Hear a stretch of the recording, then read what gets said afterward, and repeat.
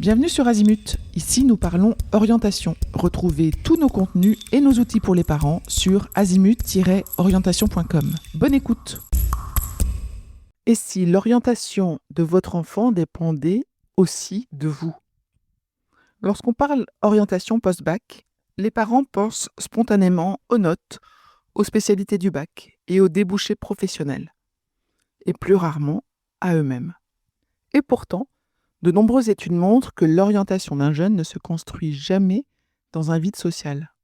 Elle est profondément influencée par son environnement familial, par l'histoire scolaire et professionnelle de ses parents, et par la manière dont ceux-ci parlent, souvent sans se rendre compte, de leur propre travail et du monde professionnel. Interroger cette influence n'a rien de culpabilisant. C'est au contraire une clé essentielle pour accompagner son enfant avec plus de lucidité et de liberté. Commençons par la continuité sociale. C'est un phénomène puissant, mais souvent invisible. La majorité des jeunes s'orientent vers des études et des métiers proches de leur univers familial. Ce phénomène, appelé continuité sociale, est largement documenté. Les enfants de cadres s'orientent plus fréquemment vers des études longues et générales, tandis que les enfants d'ouvriers ou d'employés se dirigent davantage vers des formations courtes ou professionnalisantes. Non pas par manque de capacité ou d'ambition, mais parce que certaines voies leur paraissent plus naturelles, plus accessibles ou plus rassurantes. Cette continuité ne résulte pas d'une stratégie consciente des parents, mais d'un ensemble de mécanismes subtils. Ce que l'on connaît, ce que l'on valorise, ce que l'on juge risqué ou au contraire sécurisant. Sans s'en rendre compte, les familles transmettent une vision du possible et du souhaitable qui va fortement orienter les choix des adolescents. Deuxième élément, c'est ce que votre enfant entend quand vous parlez de votre travail. La manière dont les parents parlent de leur quotidien professionnel joue un rôle central dans la construction des représentations des jeunes. Un parent qui évoque souvent la fatigue, le stress, le manque de reconnaissance ou la peur du chômage peut, malgré lui, transmettre une vision anxiogène du monde du travail. À l'inverse, un discours très valorisant sur la réussite, le statut ou le niveau de revenu peut faire naître une pression implicite à faire au moins aussi bien. Ces messages ne sont pas toujours verbalisés clairement, mais les adolescents y sont extrêmement sensibles. Ils observent, écoutent, interprètent. Ils peuvent ainsi rejeter un métier jugé trop pénible, trop incertain ou au contraire se censurer face à des professions perçues comme pas faites pour eux. Avant même de comparer les formations, l'orientation commence souvent autour de la table familiale. L'autre élément à prendre en compte, ce sont les biais parentaux, parce que ça peut aller de la protection à la projection. Les parents souhaitent naturellement protéger leur enfant. Cette intention légitime peut cependant s'accompagner de biais puissants. Certains parcours sont perçus comme trop risqués, trop sélectifs ou trop éloignés de l'expérience familiale. D'autres sont valorisés car ils semblent offrir une sécurité immédiate ou parce qu'ils correspondent à une réussite socialement reconnue. Il arrive aussi que des parents projettent consciemment ou non leurs propres regrets ou leurs aspirations sur leurs enfants. Une orientation peut alors devenir un moyen de réparer un parcours professionnel décevant ou au contraire de perpétuer une tradition familiale.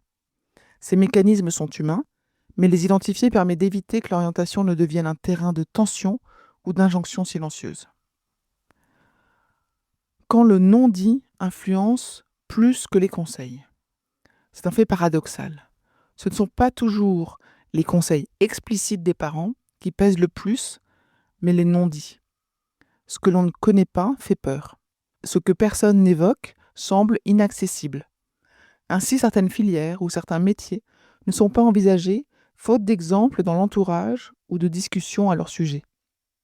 Élargir le champ des possibles passe donc par une ouverture volontaire.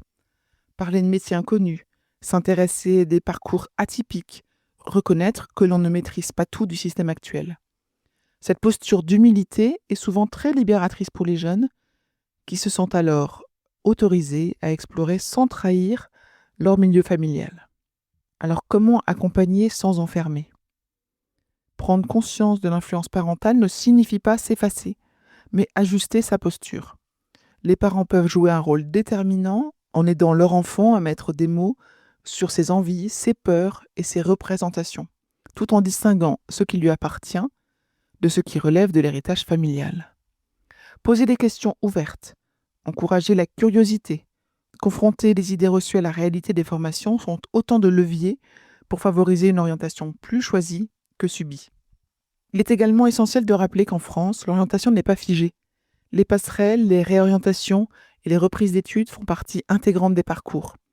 Cette souplesse permet de réduire la pression et de sortir d'une vision déterministe de l'avenir.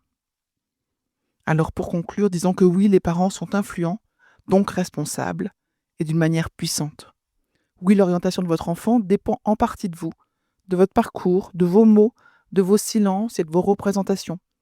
Mais cette influence peut devenir une formidable opportunité. En prenant conscience des mécanismes de continuité sociale et des biais parentaux, vous offrez à votre enfant un cadre plus ouvert, plus juste et plus sécurisant pour construire son projet. Une orientation réussie n'est pas celle qui reproduit un modèle, mais celle qui permet à chaque jeune de trouver sa place en connaissance de cause. Les parents n'ont pas à être neutres ni experts de tout, mais des accompagnants lucides, capables d'ouvrir le champ des possibles plutôt que de le restreindre. Pour aller plus loin dans l'accompagnement de votre enfant, rendez-vous sur azimut-orientation.com. Tous nos contenus y sont classés par thématique et vous pourrez consulter notre calendrier, notre annuaire d'experts et vous inscrire à la newsletter pour ne rien louper. Merci pour votre fidélité. À bientôt.